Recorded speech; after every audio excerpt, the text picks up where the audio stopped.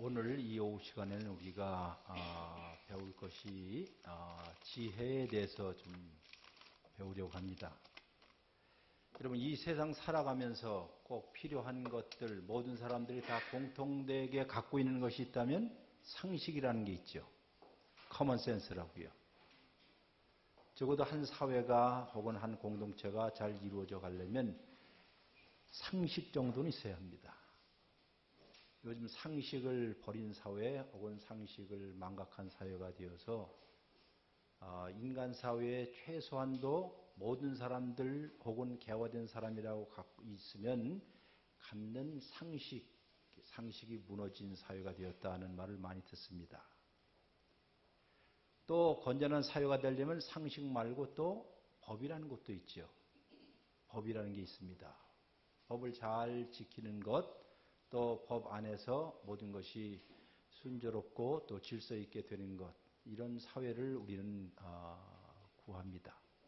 신앙에도 법이라는 게 있죠. 신앙의 법. 성경에는 이걸 율법이라고 이야기를 하지만은 율법이나 법이나 같은 말입니다. 근데 우리 보통 그리스도인들은 율법하면 종교적인 법만 율법이라고 생각하는데, 성경을 이렇게 자세하게 보면 구약 성경의 율법은 대부분 우리 삶 전반에 걸친 모든 법을 다 총망라한 것입니다. 그러니까 추수할 때도 이렇게 했으면 좋겠고, 또 누구에게 손해를 끼치면 어떻게 배상을 하라는 것서부터, 혹은 교회당에 들어갈 때, 성전에 들어갈 때 어떻게 정결 예식을 해야 할 것이고, 또 병이 났을 때는 격리를 해야 할 것부터 구약 성경을 보면 이 율법에 관한 규례가 굉장히 많은데, 그것은 공동체를 회복하거나 공동체가 질서 있게 유지되게끔 하기 위해서 법이라는 걸 하나님 만들어 놓으셨습니다. 이런 법 말고 우리 모든 사람 마음속에 있는 법을 우리가 무슨 법이라고 그러죠?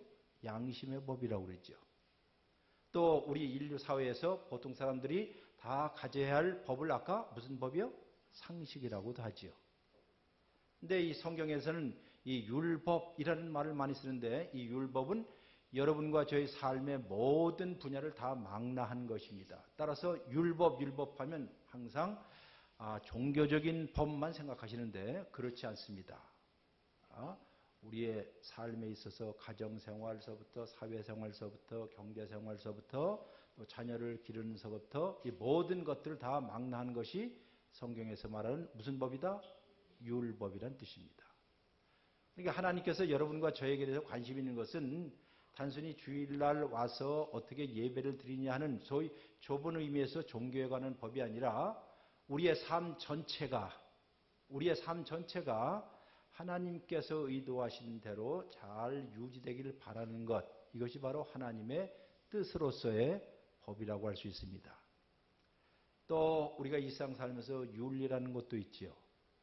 짐승에게는 윤리가 있는지는 몰라도 윤리는 누구에게 있지요? 사람에게 있지요. 우리가 공중도덕을 지킨다든가 부모를 섬긴다든가 혹은 이웃을 사랑하는 것, 형제 자매들이 화목하는 모든 것들은 다 인간 사회에서 인간이라면 마땅히 지켜야 할 예의 범절이기도 합니다. 요즘 예의 범절이라는 것이 혹은 공중 도덕이라는 것이 혹은 공중 예의라는 것이 정말 없어진 사회가 되잖아요. 예? 자, 이런 것들. 그런데 이 모든 것을 다 총망라해서 가장 중요한 것이 있다면 우리는 지혜라고 부르는 것입니다. 그래서 이 지혜는 성경에서 제일 대학원생들이, 소위 신학교에서도 지혜를 배울 때는 신학대학원 1학년, 2학년, 3학년까지 중에서 몇 학년 때 배우는지 아세요? 3학년 때 배웁니다. 이 커리큘럼에 의하면. 내일 모레 소위 세상에 나가서 사역을 할 사람들에게 있어서 배워야 할 것 중에 가장 중요한 것이 바로 지혜이기 때문에. 지혜는 지식이 많다고 해서 지혜가 있는 것은 아니죠. 또 요즘 말로 해서 나이가 많다고 해서 지혜가 있는 것도 아니죠. 지혜는 배워야 하는 것입니다.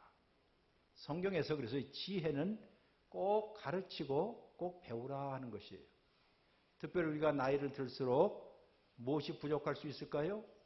지혜가 부족할 수 있어요. 지혜가 부족한 것을 현대인들은 뭐라고 이렇게 빈정대죠? 뭐가 된다? 예, 꼰대가 된다. 그런 말 하잖아요. 예? 예. 그런 말을 요새 많이들 해요. 그러니까 이게 무엇이 부족해서요? 지혜가 부족했어요. 지혜는 타고나는 것이기에 앞서서 못하는 거라고요? 배워야 하는 것이에요. 배워야 하는 것. 우리가 점점 나이를 들면서 배우기를 게을리 하잖아요. 우리 옛 습관에 의해서 전통에 의해서 그냥 가는데 날마다 배워야 할 것, 이것이 바로 지혜입니다. 성경은 지혜를 우리에게 가르쳐줘요. 자, 우리가 여러분과 제가 살면서 가장 중요한 지혜는 무엇인고 하니 이 세상이 여러분과 제가 살고 있는 이 세상이 자, 제가 이 세상이라고 그랬어요. 저 세상 말고 이 세상이라고 한다면 제대로 굴러가는 세상인가요? 그렇지 않은 세상인가요? 제대로 굴러가지 않은 세상이겠죠. 제가 종종 얘기한 것처럼 우리는 천당에 살지 않고 어디에 산다? 예, 분당에 산다. 분당이라는 말은 깨어지고 일그러지고 왜곡되고 또 모순투정이가 많고 이해할 수 없는 일들이 많은 세상들, 이런 세상 가운데 우리가 살고 있어요. 그럼 지혜가 무엇이냐? 이 세상에 살면서도 지금 이 세상이라는 것은 조금 전에 말한 것처럼 분당과 같은 깨어지고 일그러지고 이해할 수 없는 일이고 또 허망한 일들이 너무 많고 헛된 일들이 많고 내가 그렇게 많이 애를 써도 결과가 나오지 않는 듯 보이는 이 세상. 다시 얘기합니다. 이 세상이 아직도 하나님의 통치 아래 있다라고 믿는 것이 무엇이다? 그게 지혜입니다.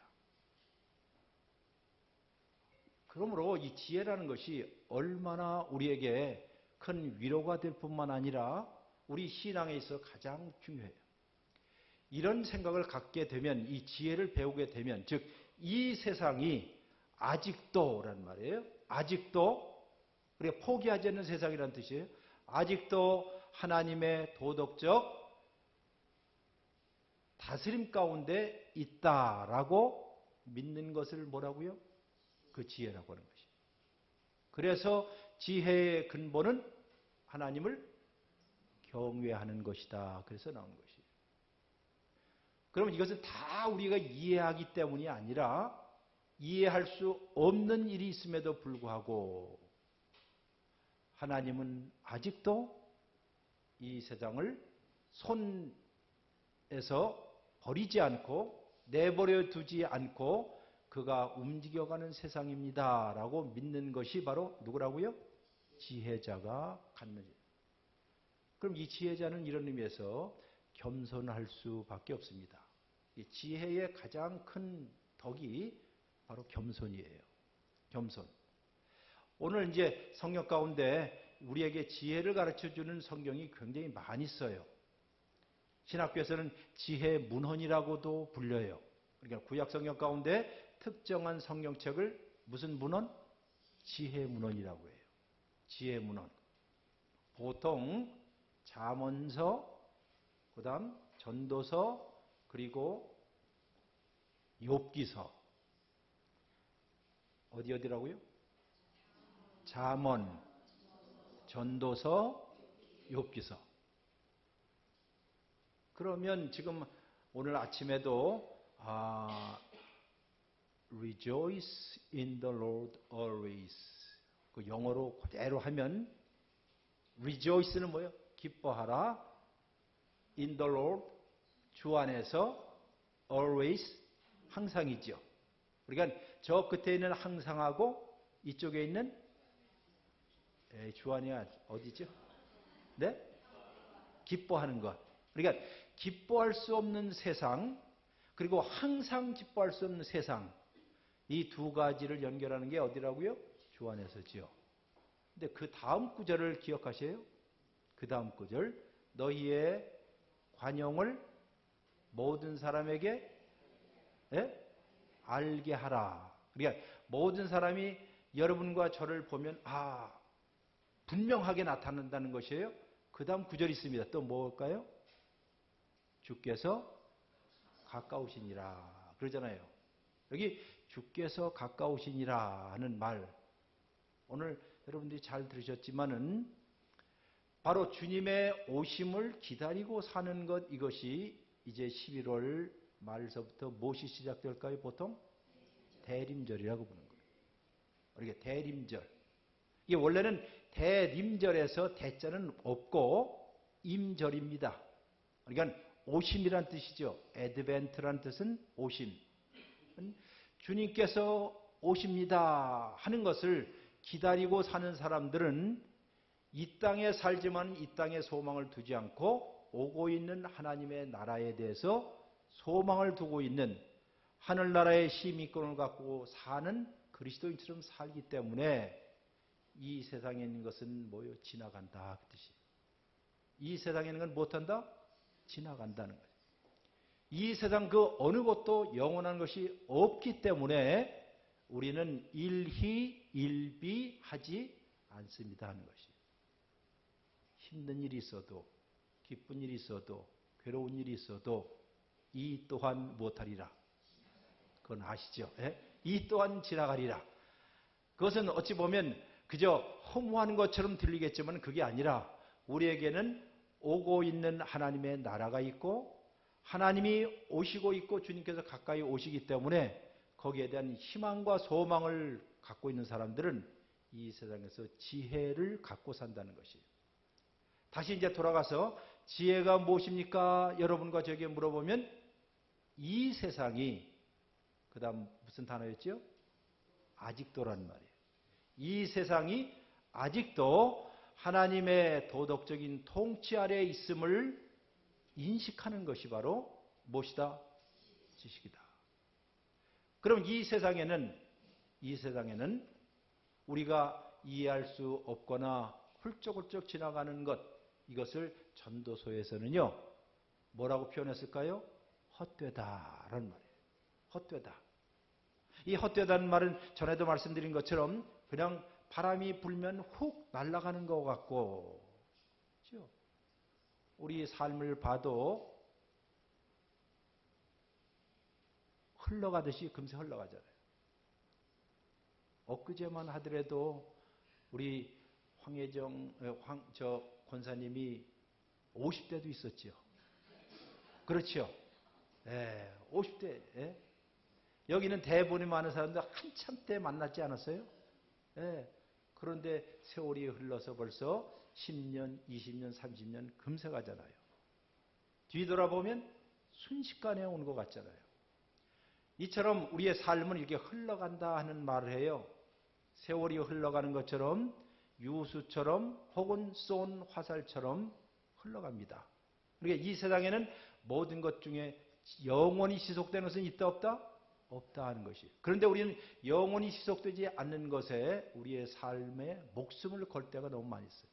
그거는 어리석다라고 얘기해요. 그래서 이제 지혜라는 것에 대해서 이제 우리가 잠시 배우는데요. 그럼 지혜를 우리가 찾을 수 있을까? 아까 지혜에 관해서 특별히 세 성경이라고 그랬죠? 어디라고 그랬죠? 잠언, 전도서, 욥기. 그러면 아까 우리 아침에 배운 것처럼 어디가 굉장히 중요할 것 같아요? 자, 여러분 햄버거 가운데서 어디가 제일 중요하지? 햄버거에서? 가운데가 제일 중요하지요. 가운데 게 없으면 그런 것처럼 어찌 보면 잠언하고 욥기 그 사이에 끼어 있는 전도서, 그 전도서에 관해서 우리가 잠시 배울 것입니다. 오늘 말고도 이제 계속 좀 배울 테니까는 오늘은 이제 크게 몇 가지만 우리 배우도록 하겠습니다. 이제 1번을 배우면 1번 전도서의 명칭 그랬습니다. 제가 전도서의 명칭과 대림절이라는 말을 썼어요. 이제 직접 얘기하는 것 중에 하나가 전도서를 1장서부터 끝까지 읽으면 영생이라든가 영원한 구원이라든가 이런 것에 대해서는 나오지를 않아요. 오로지 나오는 것은 인생의 마지막 종착역은 어디다? 여러분 어디예요? 우리 인생의 마지막 종착역은 어디다? 무덤이다 그거예요. 우리의 인생의 마지막 종착역은 죽음이다 라고 끝나는 것이 바로 전도서예요. 전도서. 그러니 바로 여기에서부터 전도서에서부터 우리는 누구를 기다릴까요? 오시는 하나님을 기다리는 것. 이런 의미에서 전도서입니다. 제가 한자로 여러분에게 이제 두 가지를 썼어요. 전도서. 한번 전도서 첫 번째 한자를 보면 무슨 뜻인 거 아니? 전달하고 이끄는 책이다라고 생각하시면 될 것 같아요. 우리에게 무엇인가를 전달해요. 우리에게 무엇인가를 알려줘요. 그리고 우리를 이끌어 간다는 뜻이에요. 그러면 그 자체가 있는 게 아니라 어딘가로 인도하겠지요. 그런 의미에서 제가 한자어로 전도서 첫 번째 글자를 썼어요. 두 번째 글자는 우리가 보통 쓰는 대로 전도서란 말은 길을 전하는 책이라는 뜻입니다. 이거 역시 길을 전하게 되면 이 길로 가세요라고 하면 그 길에 끝이 있어야 할 거 아니겠어요?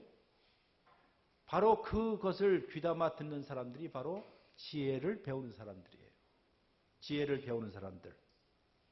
근데 이제 원래 이 전도서의 헬라어 제목은 한번 읽어보겠습니다. 시작.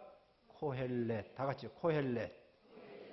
코헬렛이라는 뜻은 말 그대로 불러 모아 가르치는 자입니다. 그럼 여기에는 회중들을 이렇게 불러 모아서 가르쳐줘요. 뭐에 가르칠까요? 알려주고 가르쳐주고 이끌어주고 길을 안내해주기 위해서 다 모으라고 그랬습니다. 여기 모이는 회중들은 대부분 여기 성경 보면 젊은이들. 왜냐하면 젊은이들이 가야 할 길이 멀기 때문에 원래 지혜는 누가 배워야 한다? 젊은이들이 배우라는 거예요. 젊은이들. 여러분도 늦지 않았으니까는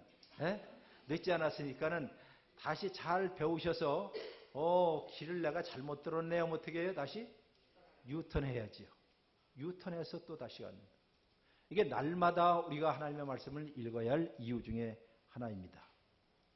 또 두 번째로 보면 전도서에 많이 나오는 말 중에 하나가 해 아래서라는 말이 나와요. 해 아래서. 다시 말해서 여러분과 제가 살고 있는 이 해 아래 공간, 여러분과 제가 살고 있는 이 세상을 한번 둘러보라는 뜻이에요. 그냥 한번 둘러보시면 해 아래서라는 말이 엄청나게 많이 나옵니다. 물론 여기 적지는 않았지만은 제가 찾아보니까는 1장 3절, 9절, 13절, 14절, 2장 11절, 17절 등등 해갖고 제가 정보만 해도 한 20여 개 돼요. 그러니까 전도서에서 제일 많이 나오는 단어가 무엇이다? 해 아래서라는 것이. 해 아래서. 결국 여러분과 제가 살고 있는 것은 다 어디 살지요? 해 아래서 사는 거죠. 이 해 아래서. 즉 여러분과 저에게 주어진 공간이 있다는 것이에요. 삶의 공간이라는 게 있습니다. 제가 말하는 이 공간이라는 것은 단순히 물리적인 공간만을 얘기하는 것이 아니라 삶의 자리라고 할 때 그것이 남편의 자리이든 아내의 자리이든 또 우리 신자의 자리이든 정치가의 자리이든 혹은 사장님의 자리이든 종업원의 자리이든 모든 사람에게는 다 무엇이 있다? 자리가 있죠. 자리가 있잖아요. 다 자리. 그럼 이 세상, 이 해 아래에서 하는 일들은 무엇입니까? 한마디로 얘기하면 자리 싸움이에요. 자리 보호하려고. 어렸을 때 우리가 제일 많이 했던 여자들이 제일 많이 했던 것이 뭘까요? 예? 잘하시네요. 땅 따먹기죠. 예, 땅 따먹기예요. 결국 이 세상 곰곰이 생각해 보면 우리가 매일같이 살아가는 것이 뭘까요? 내가 가진 땅을 빼앗기지 않거나 또 다른 사람이 내 땅을 침공할 때 길을 쓰고 이걸 막아야 하거나 아니면 좀 더 넓은 땅을 확장하기 위해서 애쓰는 것이 바로 어디 아래서요? 해 아래서 하는 것이에요. 해 아래서. 이 일이죠. 그럼 그 다음 질문이에요. 그것이 정말 가치가 있을까 하는 질문이에요. 정말 가치가 있을까? 가치가 있다라고 해서 지금까지 해왔는데 어느 날, 자 이제 어느 날이라고요? 어느 날. 예수 내가 병이 들었다, 아프다, 이제 점점점 육체가 약해졌다 라고 생각하면 지금까지 해왔던 모든 일들이 다 못해요? 허망하구나, 부질없었구나 하는 생각들을 갖게 된다는 것이에요. 자, 해 아래서. 자, 하나님은 우리와 우리 여러분과 저를 이런 공간 안에 만들어 놓으시고 또 우리에게 무엇을 주셨을까요? 때를 주셨다는 거예요. 때. 시간이라는 걸 주었어요. 시간과 공간 안에 사는 것이 우리인데 때를 주셨다. 근데 이 때가 때를 잘 찾아주셔야 돼요. 때라고 하니까 목욕탕의 때를 생각하시면 안 되고 때는 쉬운 일 시간 아니겠어요. 근데 시간은 여러분과 제가 갖고 있는 시계로 잴 수 있는 때는 아니지요. 그런 때는 아닙니다.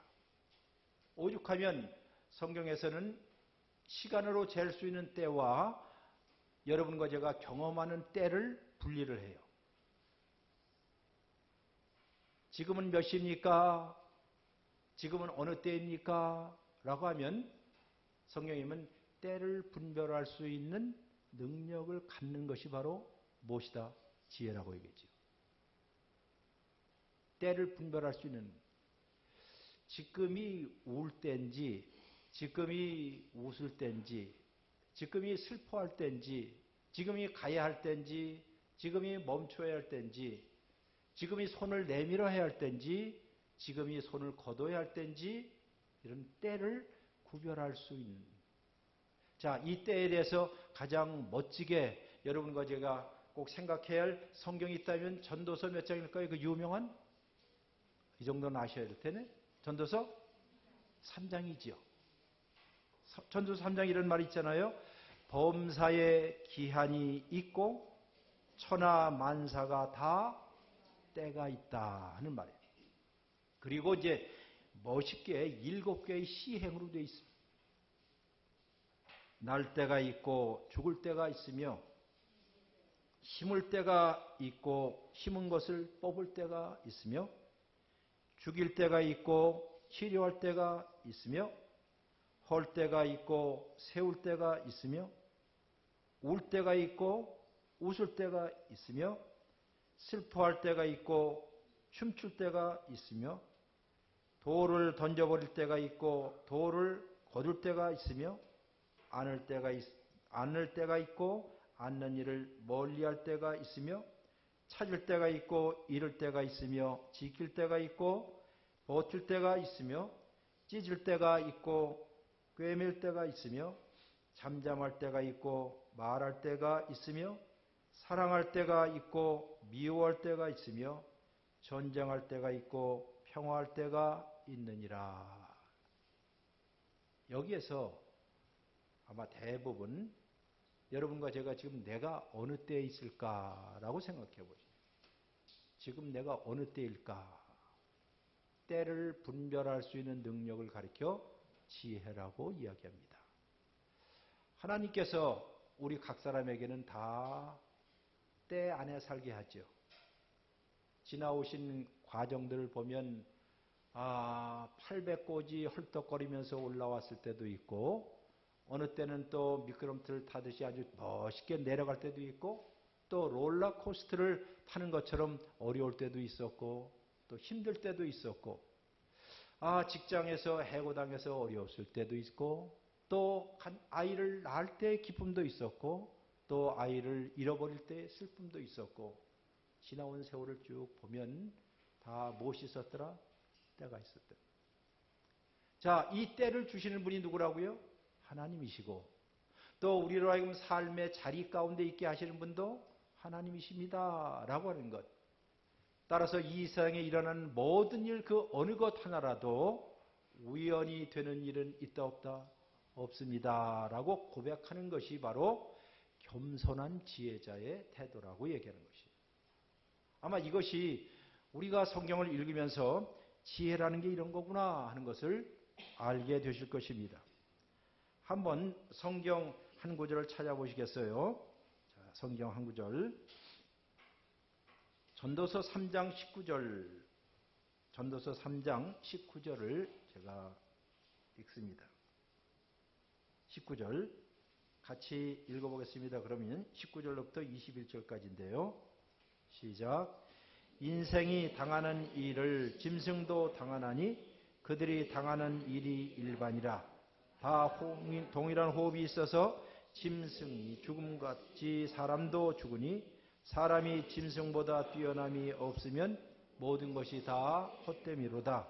다 흙으로 말미암았으므로 다 흙으로 돌아가나니 다 한 곳으로 가거니와 인생들의 혼은 위로 올라가고 짐승의 혼은 아래 곧 땅 아래로 내려가는 줄을 누가 알랴. 거기까지만 읽습니다. 여기에 중요한 단어가 흙이라는 말이죠. 다 무엇이 된다? 흙이다. 흙. 전에도 이야기했지만 우리 사람들을 가리켜서 아담이라고 했고, 그렇죠? 흙은 히브리어로 아다마라고 그랬죠. 결국 우리는 늘 우리가 무엇이라는 것을, 흙이라는 것을 기억하고 살라 그 뜻이에요. 그럼 흙이라는 것을 기억하고 살게 되면 겸손할 수밖에 없다는 것이에요. 사람이라는 것, 겸손이라는 말이 그래서 거기서 나오는 것입니다. 겸손의 의미는. 또 하나 우리가 또 배울 수 있는 것은 지혜자로부터 배울 수 있는 것은 이 세상에 있는 모든 날들은 위에서부터 아래로 주어진 선물이다. 선물로 생각하면 내가 이루어내었다는 자만심들은 없을 것이에요. 선물은 자기 것이 아니죠. 다른 분이 우리에게 주었다면 그 선물은 자기로부터 나오지 않았기 때문에 제일 먼저 하는 것이 선물 받으면 무슨 생각이 들죠? 고맙고 감사하죠. 고맙고 감사한 것. 그 기독교인들의 삶의 가장 중요한 자세는 감사하고 고마워하는 일입니다. 감사하고 고마워. 그러면 나를 하나님께서 하루를 여러분과 저에게 선물로 주셨으면 아침마다 뭐라고 할까요? 하나님 고맙습니다. 하나님 감사합니다.로 시작을 하고, 또 저녁 때 하루를 잘 마무리하면 잘 못했어요? 잘 사용했습니다 해야죠. 그렇죠? 잘 사용했습니다. 잘 사용했습니다라는 말이 나올 때쯤 되면 찝찝한 분도 있을 거예요. 왜 그럴까요? 잘 사용하지 못했기 때문에. 그렇죠? 바로 거기에서 우리는 조용한 회개를 드리게 됩니다. 아침에 선물을 받아서 사용을 하고 밤에 다시 결산을 하면서 고맙습니다. 아니면 제가 좀 부족했네요. 내일 다시 주신다면, 내일 다시 나에게 하루를 주신다면 제가 잘 사용하겠습니다. 이것이 달란트 비유의 또 핵심이기도 해요. 한 달란트 받은 사람은 못했어요? 네? 땅에 묻었지요. 그렇죠? 그리고 마지막에 가서 변명을 하죠. 당신은 어때요? 예, 아주 엄한 사람이고 아주 빡빡한 사람이고 바늘로 찔러도 피도 안 나올 그런 사람인 걸 내가 알았습니다. 아니 그렇게 확정하게. 그런데 그 이야기는 우리의 삶은 주어진 선물이라는 뜻이죠. 그러니까 이 세상에 그 어느 것 하나 쳐놓고 하나님의 선물이 아닌 것은 없다. 특별히 시간과 때는 하나님이 주신 선물이다 라고 하는 것이에요. 그리고 여러분과 저를 심어놓은 그 장소 있지요. 지금 아까 우리가 공간과 시간 얘기했잖아요.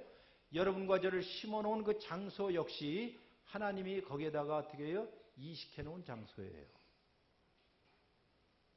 시궁창에도 수련이 피는 것처럼, 그죠?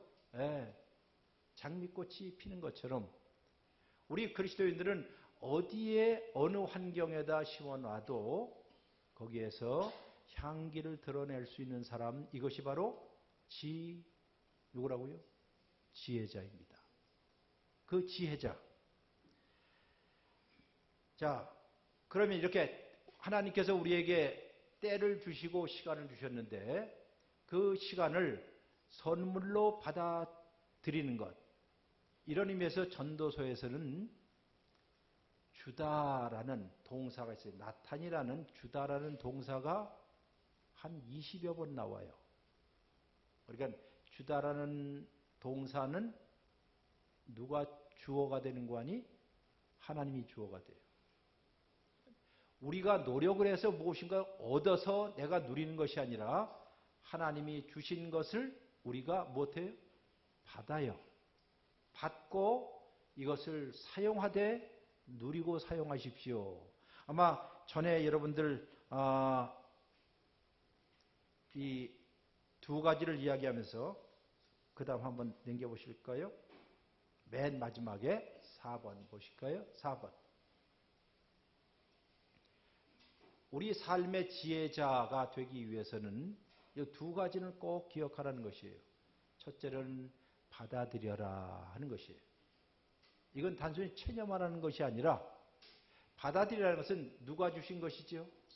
하나님이 주신 것. 그러면 하나님이 주신 것은 때때로 쓴 것도 있고요.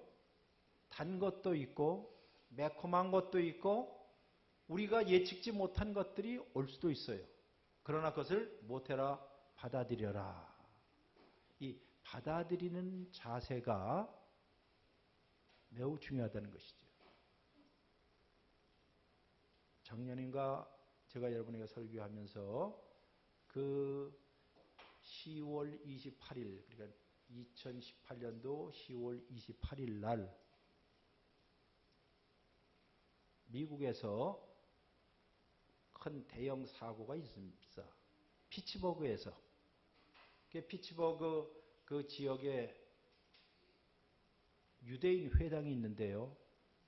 유대인 회당에 아침 9시 50분에 모여서 이제 그들이 예배를 드리는데 46살 먹은 유대 혐오증을 갖고 있는 한 백인이 반자동 소총기를 가지고 들어와서 그냥 쏴댔습니다. 20분간 그냥 쏴댔어요. 그 현장에서 예배 드리는 사람 가운데 11명이 죽었어요. 11명. 그리고 10명이 부상을 당하고요. 그 역사상 가장 큰 사건 중에 하나였습니다. 자, 그런 일들을 당한 그 회당, 요즘 말로 교회당의 사람들이 어떤 생각을 가질까요? 자기가 이런 일을 당할 거라고는 아무도 생각 못했죠. 쉬운 얘기로 주일날 와서 예배를 드리는데 그들에게 안식일날 이런 일을 당한 거예요. 그러니 얼마나 분노가 얼마나 이 증오가 심할 수 있겠어요? 그래서 CNN의 뉴스 캐스터가 그 회당에 우리 담임 목사님이죠. 그 랍비에게 그 회당의 이름도 참 생명나무 회당이에요. 생명나무 회당. Tree of Life Synagogue라 해서 그분에게 와서 인터뷰를 합니다. 인터뷰하는 목적은 저거죠.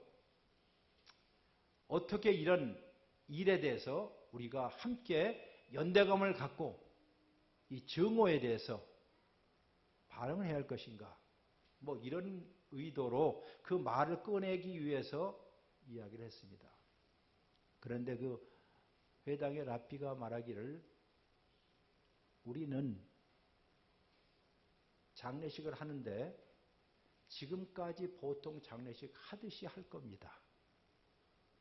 특별한 주제, 특별한 건 없고 그저 보통 장례식 할 때 하듯이 할 것입니다. 더 이상 이 안에는 우리가 장례식 할 때는 정오라든가 울부짖음이라든가 분노라든가 이런 것은 없을 것입니다. 그저 한 생명이 이 땅에 왔다가 간 것에 대해서 애통하고 추모하고 그 사람이 이 땅에 산 날 동안에 우리와 함께 있었던 그 아름다운 추억들을 어떻게 해요? 기억하고 추모하고 그리고 무엇보다도 하나님께 뭐요? 감사할 것입니다. 그 이야기를 쭉 해요. 굉장히 충격적이었어요. 이런 것을 보게 되면 신앙이라는 게 무엇일까? 가장 비참하고 가장 힘든 가운데서도 지금까지 그들이 갖춰왔던 신앙의 근력 있죠? 내공들. 우리는 더 이상 증오하지도 않고 울부짖지도 않고 난리치지 않을 것입니다. 그저 이 우리에게 선물로 주신 우리의 친구들, 우리의 가족들을 잃어버림에 대한 상실에 대한 슬픔들, 그리고 그들이 이 땅에 온 동안에 우리에게 무엇으로 왔다고요? 선물로 왔다는 사실들. 선물로 왔다는 사실들. 그리고 그들과 함께 지냈던 그 아름다운 추억들을 소중하게 생각하고 무엇보다도 하나님께 못한다고요? 감사할 것입니다. 아마 이것이 항상 못해라, 기뻐해라. 어디에서요? 주 안에서. 왜냐하면 우리의 삶의 모든 것들을 움직여 가시는 분이 그분이시기 때문에 우리는 생명을 축하할 것이고 하나님께 감사할 것입니다. 그런 얘기를 해요. 이러면서 전도서는 맨 끝이 항상 무엇으로 끝난다고요? 죽음으로 끝나요. 우리 인생은 흙이기 때문에 죽습니다. 죽음으로 끝나지만은 여기서 끝나는 것이 아니라 우리 그리스도인들은 죽음 너머에 계신, 지금 오고 계신 분, 무슨 절이라고 얘기해요? 대림절. 이제 11월 시즌은 다른 의미보다도 이런 것입니다. 한 해를 마무리하고 한 해를 접어가면서 우리의 삶을 어떻게 곱게 접을까? 우리의 삶을 한 해를 어떻게 마무리할까? 이 마무리하는 가운데 우리에게 가장 중요한 것은 삶의 겸손입니다. 우리는 흙이지만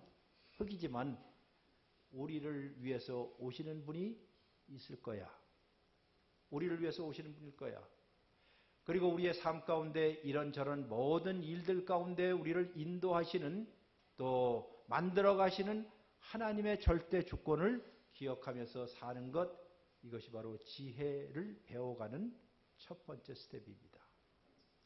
오늘은 여기까지만 하고 해서, 자, 받아들이세요. 그 다음 두 번째는 받아 누리세요. 두 가지 아시죠? 받아들이세요. 받아 누리세요. 바로 받아들이라 하는 것은 이 세상에 심지어 가장 힘든 일들마저도 못하라고요? 받아들이라. 왜? 누구로부터 왔기 때문에? 하나님으로부터 왔기 때문에. 심지어 가장 힘들고 비극적인 일이라 할지라도 하나님 없이 일어나는 일은 있다 없다? 없기 때문이에요. 이 말은 꼭 다시 한번 합니다. 이 세상에서 가장 힘들고 비극적인 일이라 할지라도 그 일이